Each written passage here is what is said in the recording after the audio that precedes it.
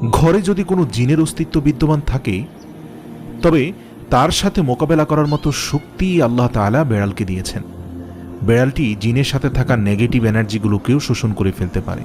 শুধু তাই নয়, বেড়ালের শরীরে আল্লাহ এমন একটি ব্যাকটেরিয়া দিয়েছেন যা কিনা আমাদের আশেপাশে থাকা সব ধরনের নেগেটিভ এনার্জিকে শোষণ করে নেয়।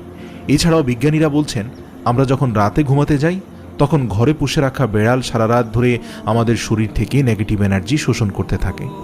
আল্লাহ রাব্বুল আলামিন বেড়ালের মাঝে কিছু বৈশিষ্ট্য দিয়েছেন, যার কারণে এমন সুন্দর একটি মাখলুক আমাদের রোজকার জীবনের অংশ হয়ে উঠেছে।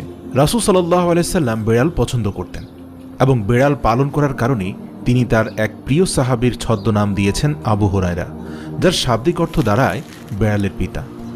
কেন একজন মুসলিমের বেড়াল পালন করা উচিত? গবেষণা করে জানতে পারা যায়, আজ থেকে ৮,০০০ বছর পূর্বে জঙ্গলের বেড়ালরা খাবারের খোঁজে